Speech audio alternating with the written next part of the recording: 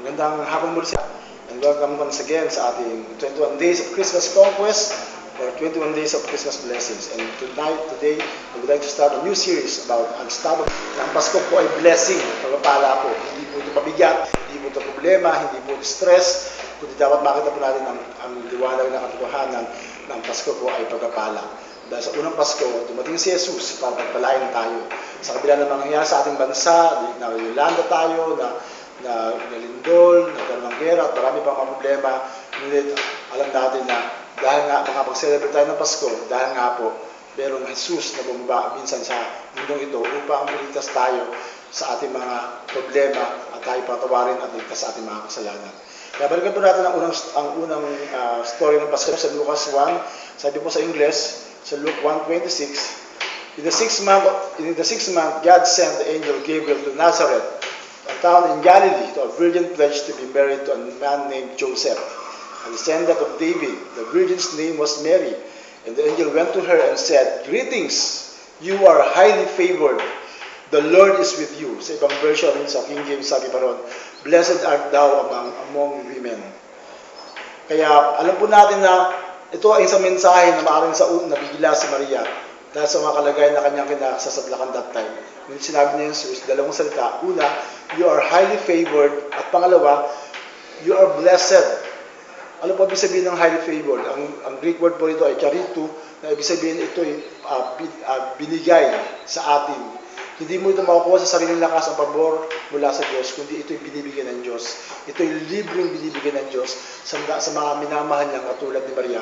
At ito ay para sa iyo rin. Kung binigyan niyo ito kay Maria, this is also for you, as you claim and live for it. At pangalawa, sabi nito, you are blessed. Another word, the Greek word for that is elogio. Ibig sabihin, ito po ay mga salitang binibigay, binibitawan. Na maaaring minsan tayo mismo ay ayaw natin magbitaw ng magandang bagay sa ibang tao. But if you will say good words, positive words to a person, alam natin it will surely light the world for them. And same thing is true with you. Kapag narinig mo kung gaano ka pinagpala, at kung gaano kaayos o ganda, ito nagbigay ng buhay sa atin. And that's what the angel did to Mary. Na sa kanyang kalagayan, itinaas ng Diyos ang kanyang spirito by saying you are blessed. And that's who you are. That's who we are. We are blessed. Kailangan malaman lang natin kung bakit tayo pinagpala, lalo po sa liwanag ng Pasko. Dahil po sa phrase na sinabi doon, because the Lord is with you. Yun lamang po ang katotoo sa iyong buhay, that the Lord is with you. You are indeed blessed. Sabi po ng sanganta, Lord, you are more than enough for me. Kaya si Jesus lang ang maging dahilan ng Pasko natin. It's more than enough to celebrate Christmas. Hindi dapat tayo mag-disappoint dahil kulang ka sa material na bagay. And I believe the Lord can give that to us. But if Jesus is with us, then the rest will just be a bonus.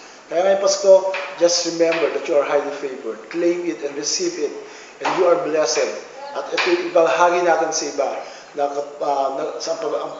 Ang Pasko po ay pagbibigay ng pagpala sa iba because you are yourself blessed.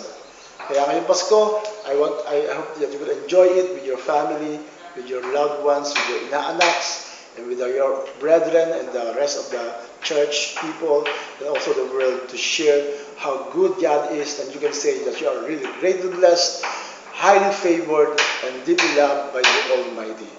Merry Christmas and a Happy New Year!